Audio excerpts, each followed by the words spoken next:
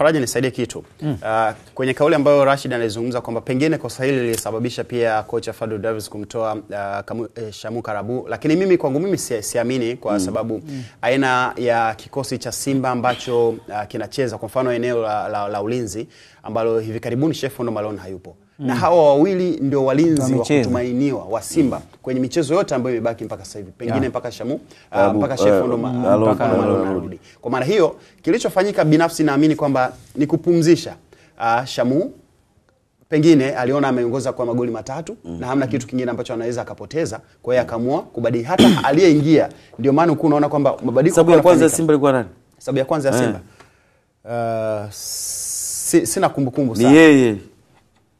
Mimi nafikiri sababu ya kwanza ya Simba ilikuwa ni Shamu Karabu. Mimi nafikiri ngoja kwanza nisikie maoni ya Faraji Faraji.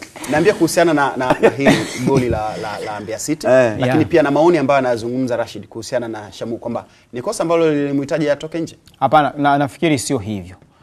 Nafikiri kwenye dhana ya kosa kuondolewa hapana, lakini naangalia namna gani unapumzisha wachezaji ambao moja kwa moja unahisi kabisa ni muhimu kuelekea mchezo unaofuata. Kwa sababu ukirejea kwenye kikosi cha Simba, inawezekana Karamu sio top quality defender, lakini ukimkosa yeye labda kibaki Hamza atacheza na nani? Maana yake unakuja Hussein Kazi, ndio ambaye ni center back pia. Sasa unapomtoa maana yake unapunguza hatari za kumkosa mchezo unaofuata. Kwa hiyo akawatoa center backs wote kwa sababu anaamini wao ndio watakuja kucheza mechi inayokuja, kutokana na mechi ambazo wameweza kucheza hizo za nyuma. Ukija kwenye mazingira ya goli, Simba wamefungwa goli katika mazingira ambao wao walikuwa juu wana mpira, si ndio? Na kuna swali uliuliza mwanzo kwamba walikuwa wanaamini sana wanasogea kwa sababu Mbeya City walikuwa wanakaa kwenye low block, yani eneo lao la kuzuia wanakuwa na idadi kubwa ya wachezaji. Na ni kweli walikuwa wanakaa watu 5, 3 mpaka 2, wakati mwingine 5, 4, mmoja Mudasiri anasimama na defenders. Sasa wakati wanaporwa mpira tayari muundo wa ulinzi wa Simba ulikuwa mbovu, yani hakuna fullbacks, yani ile formality ya watu 4 hawaioni. Kwa sababu gani? Kwa sababu nao wale wawili wameongezeka juu kwenda kuweka idadi ya wachezaji wengi.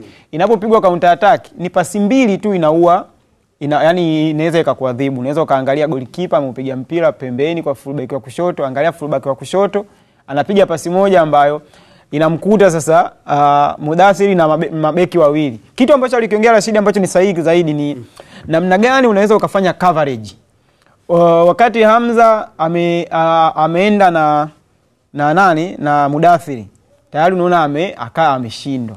Lakini hapo unaongeza kitu kingine kati yao. Unaweza kaangalia namna ya mawasiliano ambavyo hayakuwa mazuri.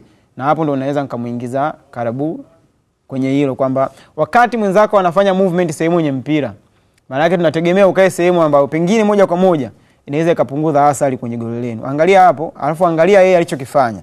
Kwa hiyo kuna kitu ambacho unaona kabisa ni kosa ambalo unaweza kalitemu kwamba kosa la kitimu, lakini pia kuna mazingira ambayo huwezi ukasema kuondoa kosa binafsi. Yaani kwa mfano mimi ni timu hapa, tuna watu 100. Mimi naweza nikana nimefanya kosa ambalo direct linanihusu, lakini kuna makosa ambayo yanafanyika kitimu. Sasa kwenye shepu ya namna hii, kwenye shepu ya namna hii, maana yake hutaacha kuongea kuhusu fullback ambaye ameondoka.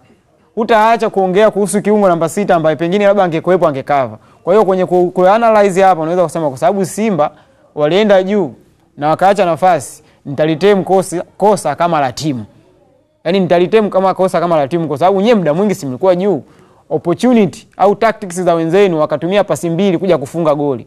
Maana yake tuna count kwamba kwenye movement za mpira umepita kwenye njia gani? Tuanze kuhesabu. Kipa anaupiga pembeni, channel ya pembeni, fullback wa kushoto wa Mbeya City anapiga mpira mrefu unadondoka. Kitendo ambacho kinasababisha kwamba center back hayupo kwenye eneo lake, asogee kwenye eneo ambalo pengine hakupaswa yeye kuwepo. Maana yake ni kosa jingine ambalo unaweza kuongelea kwamba namba 6 alipaswa kuwa na